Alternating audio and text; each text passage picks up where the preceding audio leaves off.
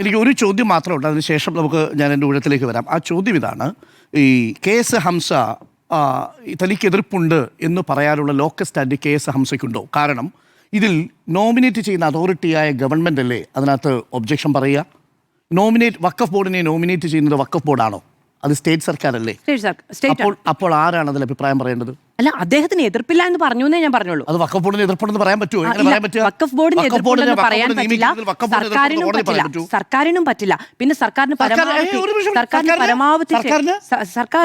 പറ്റും. ഇല്ലില്ല, സർക്കാരിന് പറ്റിയതുകൊണ്ടാണ് സർക്കാർ 4 റിട്ടുകളുമായിട്ട് 70ഓളം പരാതിയുമായിട്ട് സുപ്രീം കോടതി. അതായത്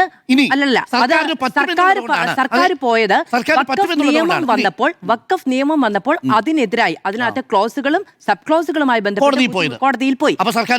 സർക്കാരിന് വഖഫ് നിയമത്തിനെതിരെ പോകാൻ പറ്റും.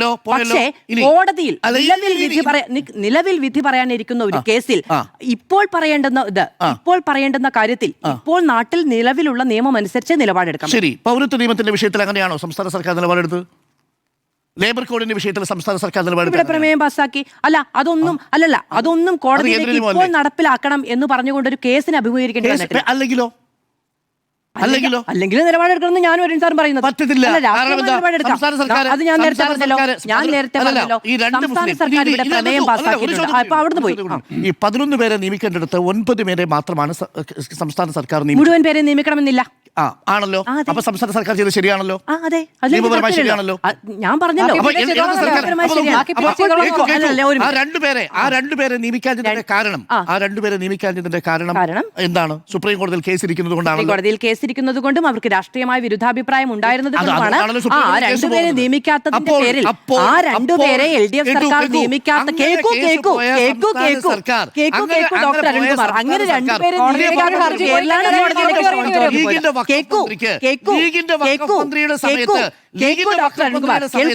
ഡോക്ടർ അരുൺകുമാർ. അപ്പോ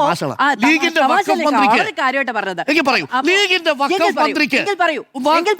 എങ്കിൽ പറയൂ ഈ പറയുന്ന 2 പേരെ അന്നേരം നിയമിക്കാത്തതിന്റെ പേരിലാണ് ഷോൺ ജോർജ് കോടതിയിലേക്ക് പോയത്. ആണല്ലോ. കോടതിയിൽ പോയതിനു ശേഷം കോടതിയിൽ ലീഗിന്റെ വഖഫ് മന്ത്രി കൊടുക്കേണ്ടത് ഇങ്ങനെ ഒരു സ്റ്റേറ്റ്മെന്റ് ആയിരുന്നോ? വഖഫ് മന്ത്രിയാണോ സ്റ്റേറ്റ്മെന്റ് കൊടുത്തത്?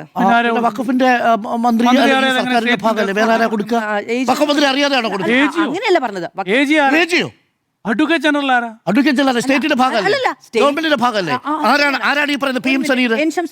ഗവൺമെന്റ് എന്താണ് പറയുന്നത്? മന്ത്രിയാണോ ഷംസുദ്ദീൻ? സ്പെഷ്യൽ ഗവൺമെന്റ് ആരാണ് ഈ പറയുന്ന PM സനീർ? ലീഗിന്റെ റെപ്രസെന്റേറ്റീവാണ്. ഈ ലീഗിന്റെ റെപ്രസെന്റേറ്റീവാണ്.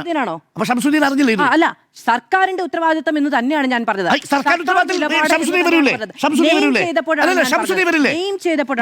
പറയുന്ന കാര്യം എന്താ? ഷംസുദ്ദീൻ വഖഫിന്റെ മന്ത്രിയല്ലേ? ഷംസുദ്ദീൻ അതിനുശേഷം വാർത്താ സമ്മേളനം വിളിക്കുകയും മാധ്യമങ്ങളോട് സംസാരിക്കുകയും ചെയ്തു. എനിക്ക് മാധു പറഞ്ഞത് എന്താ? ഷംസുദ്ദീൻ കോടതി വന്നാ ചോദിച്ചത്. ഷംസുദ്ദീന് വേണ്ടിയാണ് AAGയുടെ റെപ്രസെന്റേറ്റീവ് പോയത് PM സനീർ. സർക്കാരിന് വേണ്ടി. എനിക്ക് തർക്കമില്ല. വഖഫാണെന്ന്. വഖഫിന്റെ മന്ത്രിയല്ലേ ഷംസുദ്ദീൻ? മന്ത്രിയാണ്. പിന്നെന്താ? സംസ്ഥാന സർക്കാർ മാത്രമല്ല പി രാജീവ് വാർത്താ സമ്മേളനം നടത്തിയപ്പോൾ UDF സർക്കാർ എന്നാണ് പറഞ്ഞത്. അപ്പൊ അദ്ദേഹം എന്തുകൊണ്ടാണ് N ഷംസുദ്ദീൻ എന്ന് പറയുന്നത്? വകുപ്പാണ് വഖഫ്. അതിലും തർക്കമില്ലെന്ന് ഇവിടെ. വഖഫ് മന്ത്രി എന്നൊക്കെ. വഖഫിൽ ഒത്തുകളി എന്ന ചോദ്യത്തിന് അക്ഷരാർത്ഥത്തിൽ ഒത്തുകളി എന്ന് പറയേണ്ടി വരും. കേരളത്തിലൊരു പ്രോക്സി BJP സർക്കാരാണോ എന്ന് സംശയിക്കാൻ പല കാരണങ്ങളുണ്ട്. PMC പദ്ധതിയെ എതിർത്തു. PMC പദ്ധതിയിൽ എന്താ ഇപ്പോൾ വിദ്യാഭ്യാസ വകുപ്പിന്റെ നിലപാട്? എന്താ ഉപസമിതിയുടെ നിലപാട്? ഈ ഇരിക്കുന്ന ആർക്കെങ്കിലും അറിയോ? ഈ സർക്കാർ അന്ന് PMC പദ്ധതിയുമായിട്ട് ആർക്കെങ്കിലും അറിയോ? എന്താ ഉപസമിതിയുടെ നിലപാട്? വിദ്യാഭ്യാസ വകുപ്പിന്റെ നിലപാട് PMCയിൽ അന്ന് UDF എടുത്ത നിലപാടാണോ PMC വിഷയത്തിൽ ഈ ഉപസമിതി എടുത്തിരിക്കുന്നത്? പ്രോക്സി സർക്കാരാണ് എന്നുള്ളതിന്റെ ആദ്യ തെളിവാണ് PMC. ഉപസമിതിയുടെ തീരുമാനം വന്നില്ല. പകരം എന്താ? ഉപസമിതിയിൽ തർക്കം. എങ്ങനെ അറിയാം? പിന്നെന്താ ഉപസമിതിയിൽ വരാത്തത്?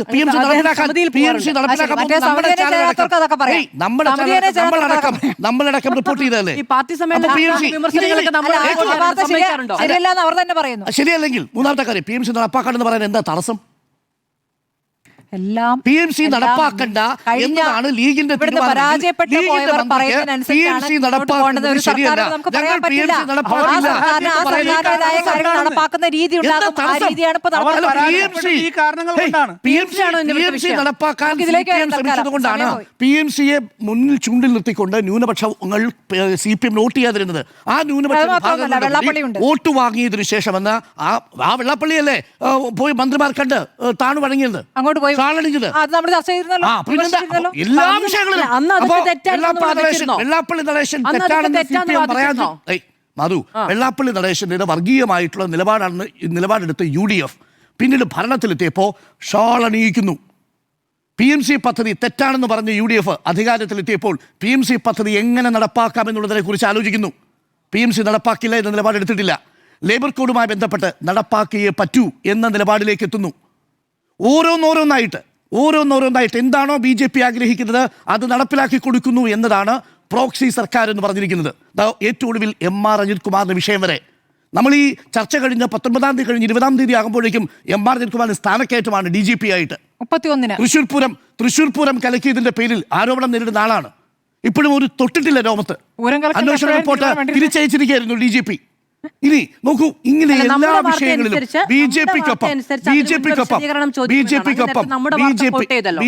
നമ്മുടെ വാർത്ത അനുസരിച്ച് അതിനു മുമ്പ് വിശദീകരണം ചോദിക്കും, നടപടിയെടുക്കുമെന്നാണ് AD തോമസ് ആണ് നമ്മുടെ മുന്നിൽ വന്ന് പറഞ്ഞത്. ഭരണപക്ഷത്തെ MLA ആണ് പറഞ്ഞത് അജിത് കുമാറിനെതിരെ നടപടി വേണം. പലതവണ പോയി കാണുന്നു. എന്തിനാ അങ്ങോട്ട് സാഹചര്യം ഒരുക്കുന്നത്? കണ്ടല്ലോ, എന്തിനാ അങ്ങോട്ട് സാഹചര്യം ഒരുക്കുന്നത്? ഈ പറയുന്ന ഞാൻ പറഞ്ഞു വന്നത് 1 PMC, 2 ലേബർ കോഡ്, 3 വെള്ളാപ്പള്ളി, 4 ഇപ്പോൾ അജിത് കുമാർ. ഇനി അജിത് കുമാറിന്റെ കാര്യത്തിൽ തീരുമാനം 31-ാം തീയതിക്ക് ശേഷം DGP സ്ഥാനക്കയറ്റം കിട്ടുമോ ഇല്ലയോ എന്നുള്ളത് നമുക്ക് കാത്തിരുന്ന് കാണാം. പക്ഷേ എവിടെയാണ് തൃശ്ശൂർ പൂരം കലക്കൽ അന്വേഷണം? ഓപ്പൺ ചെയ്തോ? ഇല്ല. ആ കാരണമല്ലേ UDF മുരളീധരൻ അടക്കമുള്ളവർ ചൂണ്ടിക്കാട്ടിയത്? എവിടെയാ വിഷയം? BJPയുമായി ബന്ധപ്പെട്ട വിഷയങ്ങൾ നടപ്പിലാക്കി കൊടുക്കുന്നൊരു പ്രോക്സി BJP സർക്കാർ എന്ന് പറയാനുള്ള കാരണം ഇതാണെന്നേ. അതിൻ്റെ ഏറ്റവും ഒടുവിലാണ് വഖഫ്. എന്താണ് എൻ്റെ വാദം? വളരെ സ്ട്രെയിറ്റ് ആണ്. ഈ 19/5/2025 സുപ്രീം കോടതിയിൽ പോയ 70ഓളം ഹർജികളിൽ 4 കൊടുത്തിരിക്കുന്നത് സംസ്ഥാന സർക്കാരാണ്. അന്ന് ഇടത് സർക്കാർ ആർജവത്തോട് കൊടുത്ത ആ നിലപാടുകൾക്കൊപ്പം മുസ്ലിം ലീഗ് ഉണ്ടായിരുന്നു. മുസ്ലിം ലീഗ് അതിനോടൊപ്പം ചേർന്നിരുന്നു. അന്നവർ കണ്ടൻഷ്യസ് ആയിട്ട് കാണിച്ചിരുന്നത് ഈ ഉമീദ് ആക്ട് പ്രകാരം 1995 ആക്ട് 2025 അമെൻഡ് ചെയ്തപ്പോൾ അതിലെ 14ാമത്തെ സെക്ഷനിൽ വന്നിരിക്കുന്ന മാറ്റം അത് ചൂണ്ടിക്കാണിച്ചുകൊണ്ട് പറഞ്ഞെന്താണെന്നറിയാമോ? ആ ഹർജി നമ്മുടെ എല്ലാവരുടെയും കയ്യിലുണ്ട്. Non-Muslims violate inclusion of non-Muslims violate Article 14, 25, 26 of Constitution of India. Section 14 ഭരണഘടനയുടെ ആർട്ടിക്കിൾ 14, 25, 26 കൂടാതെ 300A ഇത്രയും വയലേറ്റ് ചെയ്യുന്നതാണെന്ന് സുപ്രീം കോടതിയിൽ നിലപാടെടുത്തു സംസ്ഥാന സർക്കാരിനോടൊപ്പം ലീഗും. ആ ഹർജി സുപ്രീം കോടതിയുടെ പരിഗണനയിലിരിക്കെ ആ 14 അതിൻ്റെ എല്ലാവിധമായിട്ടുള്ള മാൻഡേറ്ററി പ്രൊവിഷനും അടക്കം ഞങ്ങൾ പാലിച്ചു കൊള്ളാമെന്ന് ഹൈക്കോടതിയിൽ ഒരു സ്റ്റേറ്റ്മെൻറ്റ് കൊടുക്കുകയാണ്. അപ്പോൾ സുപ്രീം കോടതിയിലുള്ള ഈ അഫിഡവിറ്റിൻ്റെ അവസ്ഥ എന്തായി? സുപ്രീം കോടതിയിൽ കൊടുത്തിരിക്കുന്ന ഈ കേസിൻ്റെ അവസ്ഥ എന്താവും? അതാണ് പ്രധാനപ്പെട്ട ചോദ്യം. നിങ്ങൾ നടപ്പിലാക്കിക്കൊള്ളാമെന്ന് സംസ്ഥാന സർക്കാർ ഹൈക്കോടതിയിൽ പറയുന്നു. സുപ്രീം കോടതിയിൽ നിങ്ങൾ കൊടുത്തിരിക്കുന്ന കേസ് എന്താ? ഈ ആർട്ടിക്കിൾ 14 അത് ഇൻക്ലൂഡ് ചെയ്താൽ അത് വയലേറ്റ് ചെയ്യപ്പെടും എന്ന് പറയുന്നു. എൻ്റെ ഒറ്റ ചോദ്യം ഇതാണ്. ഇനി സംസ്ഥാന സർക്കാർ ഈ 14 പ്രകാരം ഞങ്ങൾ നിയമനം നടത്തിക്കൊള്ളാം എന്ന് പറഞ്ഞതിന് ശേഷം ഈ കേസിന് വേണ്ടിയെങ്കിലും അതിൻ്റെ ഒരു ഭാഗത്ത് റീജോയിൻഡറായിട്ട് ഒരു എക്സ്പ്ലെയിനറായിട്ട് ഇതുമായി ബന്ധപ്പെട്ടെടുക്കുന്ന തീരുമാനം subject to the decision of the honourable supreme court in this case, ഈ കേസുമായി ബന്ധപ്പെട്ട് അതിൻ്റെ വിധിയുടെ അടിസ്ഥാനത്തിലാണ് എന്ന് ആർട്ടിക്കിൾ 14 റീകോൺസ്റ്റിറ്റ്യൂഷൻ ഞങ്ങൾ ചെയ്യൂ, ആർട്ടിക്കിൾ 14 പ്രകാരമുള്ള റീകോൺസ്റ്റിറ്റ്യൂഷൻ ഞങ്ങൾ ചെയ്യൂ എന്ന് എഴുതി വെച്ചിരുന്നെങ്കിൽ അതൊരു പൊളിറ്റിക്കൽ സ്റ്റേറ്റ്മെൻറ്റ് കൂടിയാകുമായിരുന്നു. അവിടെയാണ് നിയമപരമായി ഇപ്പോൾ പറയുന്നത് എന്താ? ഞങ്ങൾക്ക് ഇങ്ങനെ എഴുതി വയ്ക്കാൻ പറ്റൂ. അങ്ങനെയാണെങ്കിൽ ഉമീർ പോർട്ടൽ രജിസ്റ്റർ ചെയ്തപ്പോൾ നിങ്ങൾ എന്തിനാണ് KS ഹംസയെ കുറ്റം പറഞ്ഞത്? അന്ന് അതേ കാര്യം തന്നെയല്ലേ ഇപ്പോൾ ഇവിടെ സംഭവിച്ചിരിക്കുന്നത്. അവിടെ നിയമപരമായി നിങ്ങൾ ഇതേ ഹർജിയുമായിട്ട് ഈ പെറ്റീഷൻ കൊടുത്തിരിക്കുന്നയാൾ നേരെ സുപ്രീം കോടതിയിൽ പോയാൽ ഈ സ്റ്റേറ്റ്മെൻറ്റ് തിരുത്താൻ പറ്റുമോ? അങ്ങനെ സ്റ്റേറ്റ്മെൻറ്റ് തിരുത്തിയാൽ എന്തായിരിക്കും തിരിച്ചടി നേരിടേണ്ടി വരിക? ഒരു ഭാഗത്തൊരു സ്റ്റേറ്റ്മെൻറ്റ് പറയുക, മറ്റൊന്ന് സ്റ്റേറ്റ്മെൻറ്റ് തിരുത്തുക. അപ്പോൾ എന്താണ് മുസ്ലിം ലീഗിൻ്റെ യഥാർത്ഥത്തിലുള്ള നിലപാട്? സുപ്രീം കോടതിയിൽ കൊടുത്തിരിക്കുന്ന നിലപാടാണോ, അതല്ലെങ്കിൽ ഹൈക്കോടതിയിൽ കൊടുത്തിരിക്കുന്ന സ്റ്റേറ്റ്മെൻ്റ് ആണോ? അല്ലെങ്കിൽ എന്തിനും ഇത്ര ക്ലാരിറ്റിയോട് കൂടിയാണ് പറഞ്ഞിരിക്കുന്നത്? ഒരു സംശയമില്ലാത്ത വിധത്തിലാണ്. എന്താണ്? Taking note of all the above facts and infirmities, the government is prepared to reconstitute the board strictly in compliance with the mandate of Section 14 of the Unified Waqf Management Act. എന്താ ഇതിൻ്റെ പ്രശ്നം? ഇത് നോക്കൂ, മറ്റ് സംസ്ഥാനങ്ങൾക്ക് നടപ്പിലാക്കാൻ അറിയാഞ്ഞിട്ടല്ലല്ലോ. കേരളം നടപ്പിലാക്കാതെ പോയി. ഇതിൻ്റെ ഒരു പ്രൊവിഷൻ ഉപയോഗിച്ചുകൊണ്ട് സെക്ഷൻ 22 പ്രകാരം ആ 2 വേക്കൻസി തൽക്കാലം കേരളം LDF സർക്കാർ അപ്പോയിന്റ് ചെയ്തില്ല. വിവാദമായ 2 പ്രൊവിഷൻ നോൺ മുസ്ലിംസിനെ ഉൾപ്പെടുത്താതെയാണ് നമ്മുടെ ബോർഡ് റീകോൺസ്റ്റിറ്റ്യൂട്ട് ചെയ്തത്. ആ ആർജവം LDF കാട്ടി. ആ ആർജവം എന്താ UDF-ന്റെ കാലത്ത് മുസ്ലിം ലീഗിലെ വഖഫ് മന്ത്രിക്ക് കാട്ടാൻ പറ്റാതെ പോയത്? ഇങ്ങനൊരു സ്റ്റേറ്റ്മെന്റ് കൊടുത്തത് എന്തിനാണ്? സാർ, അത് അങ്ങനെ തീരുമാനമെടുത്തതാണ് ഇപ്പോൾ കോടതിയിൽ വന്നിരിക്കുന്നത്. അതല്ലേ ആ സർക്കാർ ഇതിന്റെ നിലപാടെന്താ? ആ നിലപാടാണ് ഇപ്പോൾ കോടതിയിൽ ചോദ്യം ചെയ്യപ്പെടുന്നത്. അപ്പൊ അതിനിപ്പോഴേ LDF സർക്കാർ ഉണ്ടോ വഴങ്ങാൻ? അല്ല, UDF വഴങ്ങിയോ? സർക്കാർ എന്ന് പറഞ്ഞാൽ മാറ്റല്ലേ? അതാ പറഞ്ഞത്. നിലപാട് എടുക്കേണ്ടി വരുന്നത് മുസ്ലിം ലീഗിന്റെ നിലപാട് മാറ്റിയോ? അതാ പറഞ്ഞത്. ഹൈക്കോടതി കൊടുത്ത മുസ്ലിം ലീഗ് നിലപാട് മാറ്റിയോ? UDF സർക്കാരിനാണ് നിലപാട് എടുക്കേണ്ടി വരുന്നത്. ഈ പറയുന്ന അങ്ങ് തീരുമാനമായ രാഷ്ട്രീയ തീരുമാനത്തിന് കോടതിയിൽ മറുപടി പറയേണ്ടി വരുന്നത് LDF സർക്കാർ അല്ല. എന്റെ വിനീതമായ ചോദ്യം, മാധു മനസ്സിലാക്കിയിരിക്കുന്ന അനുസരിച്ച് UDF-ന്റെ നിലപാട് നോൺ മുസ്ലിംസിനെ ഉൾപ്പെടുത്തണമെന്നാണോ? മനസ്സിലായില്ല. നോൺ മുസ്ലിംസിനെ ഈ വഖഫ് ബോർഡിൽ ഉൾപ്പെടുത്തണം എന്നതാണോ UDF-ന്റെ നിലപാട്? അല്ല. പിന്നെന്തിനാ ഇങ്ങനെ ഒരു സ്റ്റേറ്റ്മെന്റ് കൊടുത്ത്? അതാ ഞാൻ പറഞ്ഞത്. LDF സർക്കാർ എടുത്ത അങ്ങ് പറഞ്ഞ ധീരമായ നിലപാട് അത് കോടതിയിലേക്ക് വരുന്നു. കോടതിയിൽ വരുമ്പോൾ നിർഭാഗ്യവശാൽ അതിൽ ധീരമായ നിലപാട് കോടതിയിൽ എടുക്കാൻ LDF സർക്കാർ ഇല്ല. പകരം UDF സർക്കാരാണ് ഉള്ളത്. അപ്പൊ UDF സർക്കാർ ധീരമായ നിലപാട് എടുത്തില്ല. അതാ പറഞ്ഞത്. അതല്ല ഞാൻ പറഞ്ഞത്. അങ്ങ് പറഞ്ഞതല്ല പ്രശ്നം. കോടതി തോക്കുമായിരിക്കും. പക്ഷെ നിങ്ങളുടെ രാഷ്ട്രീയ നിലപാട് സുപ്രീം കോടതിയിലാണ് തെളിയിക്കപ്പെടേണ്ടത്. അതായത് ഈ പറയുന്ന കേസ് ഒറ്റ നീക്കമായിരുന്നു. കോടതിയിൽ തോറ്റാൽ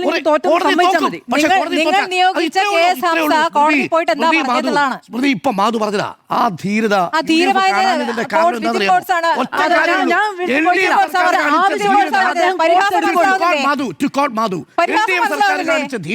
UDF സർക്കാർ കാണിക്കാതെ പോയത് ഒരേ ഒരു കാര്യം കൊണ്ടാ. ഒറ്റ താല്പര്യം ഉണ്ടായിരുന്നു. ഒറ്റ കാര്യം ഉണ്ടായിരുന്നുള്ളൂ, ഹംസയെ മാറ്റണം. ഒറ്റ താല്പര്യത്തിലാണ് കേസ് ഹംസയെ മാറ്റണം. ആ ഒറ്റ താല്പര്യത്തിന്റെ പുറത്ത് അതുണ്ടാക്കാവുന്ന പൊളിറ്റിക്കൽ ഇമ്പാക്റ്റിനെ അവർ മറന്നു. അവർ ഇവിടുത്തെ ന്യൂനപക്ഷങ്ങൾക്ക് കൊടുത്ത വാഗ്ദാനങ്ങൾ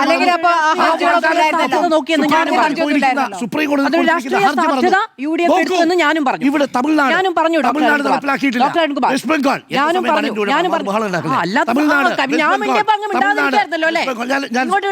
അനുവാദം ചോദിച്ചിട്ടാണ് ഇല്ല, മുൻകൂർ അനുവാദം ഒന്നുമില്ലല്ലോ ഈ ചർച്ചയിൽ. നോക്കൂ, വെസ്റ്റ് ബംഗാൾ നടപ്പിലാക്കിയോ? തമിഴ്നാട് നടപ്പിലാക്കിയോ? കേരളം നടപ്പിലാക്കിയില്ല. നോക്കൂ, മധ്യപ്രദേശ് മാത്രമാണ്. മധ്യപ്രദേശിൽ എന്താ അവസ്ഥ? മൈനോറിറ്റി എത്തിയില്ലേ മുസ്ലിങ്ങൾ? ആ സാഹചര്യത്തിലേക്ക് എത്തിയില്ലേ?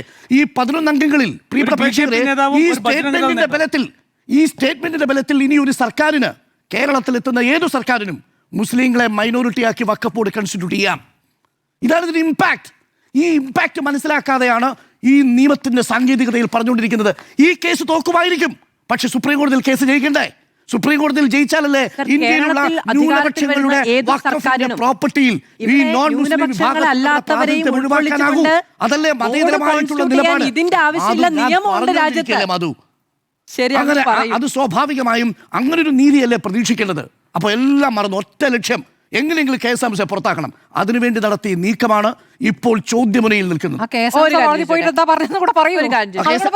പറഞ്ഞത്, അതല്ലേ ചർച്ച. കേസ് ഹംസ നിലപാടെടുക്കണം. ദൗർബല്യം UDF സർക്കാർ ദൗർബല്യം ഉണ്ടാ?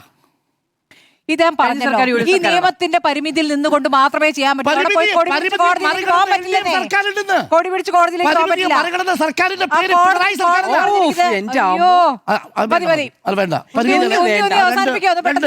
രണ്ട് നോൺ മുസ്ലിംസിനെ അപ്പോയിന്റ് ചെയ്താ സാർ, അത് ഞാൻ ചോദിക്കട്ടെ, ആ പിന്നെ ചെയ്യാന്ന് പറഞ്ഞ കോടതിയെ പറ്റിക്കാൻ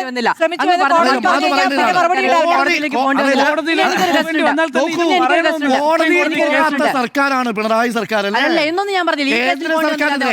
പിണറായി അത് ഇന്ദ്രനും ചന്ദ്രനും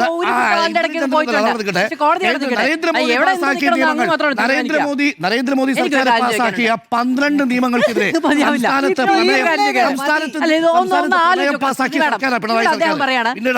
കോടതിയിൽ പറഞ്ഞിരിക്കുന്ന സംസ്ഥാന സർക്കാർ എടുത്ത നിലപാട് കൊണ്ട് ഇവിടെ വരുന്ന മറ്റേത് സർക്കാരിനും മുസ്ലിം ഇതര ആളുകളെ ഉൾപ്പെടുത്തിക്കൊണ്ട് ഇത് കോൺസ്റ്റിറ്റ്യൂട്ട് ചെയ്യാമെന്ന് ഞാൻ പറഞ്ഞു തീർക്കട്ടെ ഡോക്ടർ അരുൺകുമാർ. അതിന് സംസ്ഥാന സർക്കാർ കൊടുത്ത നിലപാട് വേണോ? രാജ്യത്ത് അംഗീകരിച്ചിരിക്കുന്ന നിയമമില്ലേ? അതിനെതിരെയല്ലേ പോരാടുന്നത്? ആ പോരാട്ടത്തെ ദുർബലമാകുന്നത് അല്ലല്ല, ഈ statement വഴി. ഇവിടെ വരുന്ന ഏതൊരു സർക്കാരിനും നിലവിൽ ഈ ആളുകളെ ഉൾക്കൊള്ളിക്കാൻ സംസ്ഥാന സർക്കാർ ഇപ്പൊ കോടതിയിൽ എടുത്ത നിലപാട് വേണോ? അതെ, അത് ദുർബലമാക്കുന്നു എന്നതാ പറഞ്ഞത്. ഓക്കെ, നിലപാടിനെ ദുർബലപ്പെടുത്തുന്നു പറയും. പക്ഷെ ഇതിന്റെ അടിസ്ഥാനത്തിൽ ആളുകളെ ഉൾക്കൊള്ളിക്കാമെന്നൊന്നും പറയുന്നത് നിലവിൽ ആക്റ്റീവായിട്ടുള്ള നിലവിലത്തെ ലോ ഓഫ് ദ ലാൻഡ് അതിന് അനുകൂലമാണ്. ചോദ്യം ചെയ്യപ്പെടാൻ കോടതിയിൽ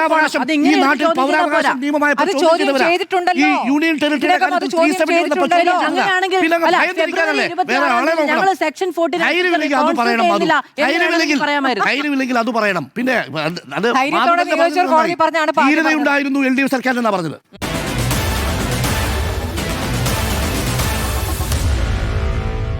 Meet the editors.